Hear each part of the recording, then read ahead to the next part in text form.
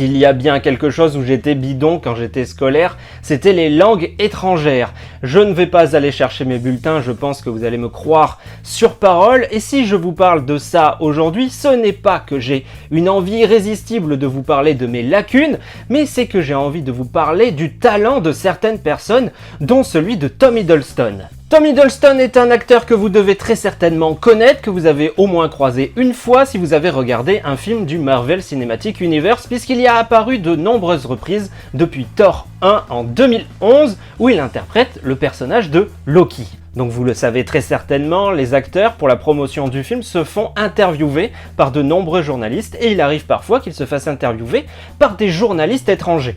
Tom Hiddleston a la particularité de toujours dire un mot dans la langue du journaliste en question. Tom Hiddleston parle pas moins de 11 langues différentes, on retrouve des compilations sur Internet, sur YouTube, c'est vraiment extraordinaire. Mais savoir parler 11 langues, même si vous êtes meilleur que moi en langue étrangère, je pense qu'on est d'accord pour dire que c'est quand même assez formidable. Alors pour reprendre mes petites notes, il sait notamment parler l'anglais, l'espagnol, l'allemand, le mandarin, le russe, l'italien ou encore le français notamment où il arrive à tenir une véritable conversation dedans. Parce que oui, on va être honnête, sur ces 11 langues, il y a certaines de ces langues qui va mieux parler que d'autres. Le français fait partie des langues qui va le mieux maîtriser avec bien sûr l'anglais. Mais la question, ça reste aussi de savoir comment est-ce que c'est possible de savoir parler 11 langues. C'est le sujet de cette vidéo, nous allons y venir. Comment est-ce que certaines personnes parviennent à savoir parler 11 langues différentes? En fait, le siège des langues se situe dans la région frontale du cerveau.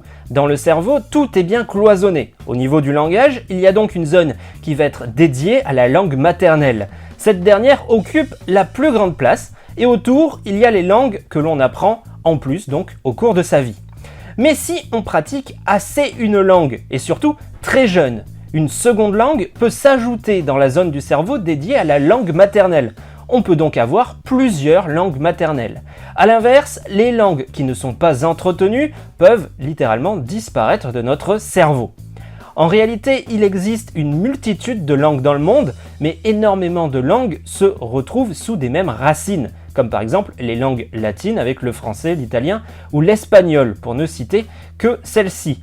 Donc en réalité, quand le cerveau maîtrise déjà une langue d'une même famille, il aura plus de facilité pour en apprendre une autre. A noter que ça n'enlève rien du tout au fait d'être par exemple un expert en langue latine. Au niveau du cerveau, il semblerait que les enfants issus de deux parents de nationalités différentes et parlant donc très rapidement plusieurs langues se retrouvent à avoir des facilités de réflexion, voire même de meilleures capacités intellectuelles que la moyenne.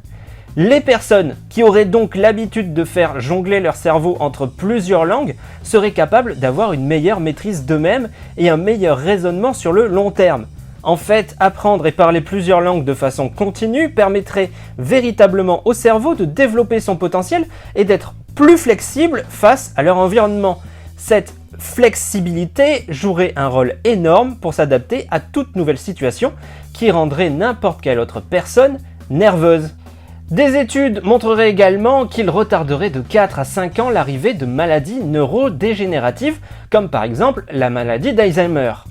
Mais Tom Hiddleston n'est pas le seul à savoir maîtriser plusieurs langues. La télévision avait mis le doigt par exemple il y a quelques années sur une petite fille russe qui savait à 4 ans parler déjà 8 langues. Son parcours était très atypique puisqu'elle était scolarisée à la maison et chaque activité qu'elle pratiquait avec sa mère était réalisée avec une langue bien différente.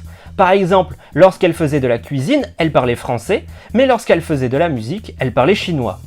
Cette petite fille a elle-même demandé à apprendre sa 8e langue, l'italien, un jour où elle a entendu une autre enfant au parc parler une langue qu'elle ne connaissait pas. C'est vraiment un geste qui va être spontané de la part de cette petite fille, c'est un geste qui est naïf et je trouve ça vraiment extraordinaire. Les linguistes mentionnent bien que plus un enfant est jeune, plus il aura de facilité à apprendre une nouvelle langue et à la maîtriser rapidement. En fait, c'est déjà une forme de curiosité finalement. Quand on a un objet en face de nous, on a envie de savoir comment est-ce qu'il s'appelle dans les autres régions du monde. Donc les études n'ont pas réellement parlé d'un potentiel à la curiosité qui va être accru à partir du moment où on sait parler et jongler avec plusieurs langues. Mais pour moi, ça fait partie de ce développement qu'un enfant peut avoir lorsqu'il va jongler avec plusieurs langues par exemple. Pour conclure cette vidéo, en fait, la logique qu'il y aurait derrière tout ça, c'est que si vous savez parler plusieurs langues, et peut-être plusieurs langues, que vous avez plusieurs langues maternelles, que ça soit appris quand vous étiez enfant, ou que ça soit appris tout au long de votre vie, il y a toutes les chances pour que vous ayez un développement personnel qui soit beaucoup plus grand que n'importe lequel d'entre nous qui ne sait parler qu'une ou peut-être que deux langues de façon un petit peu anecdotique. Donc là, par rapport à ça, vous allez me dire, mais Nicolas, à quoi ça sert que tu fasses autant de vidéos si en fait le secret, c'est juste d'avoir plusieurs langues maternelles, c'est juste de savoir parler plusieurs langues? Eh bien, par rapport à ça, je n'ai aucune réponse à vous donner, je ne sais pas pourquoi je fais toutes ces vidéos s'il suffit de savoir parler plusieurs langues. Je suis honnête avec vous et je sais pas ce que je fous là. Alors j'espère que cette vidéo vous a plu, j'espère que vous avez appris des choses, j'espère que cette vidéo vous a intéressé. N'hésitez pas à la partager, n'hésitez pas à mettre un pouce bleu, n'hésitez pas à dire ce que vous avez pensé de la vidéo en commentaire ou peut-être à orienter les prochains sujets de vidéo en proposant vos thématiques. On se retrouve très bientôt, prenez vraiment soin de vous. Salut à tous.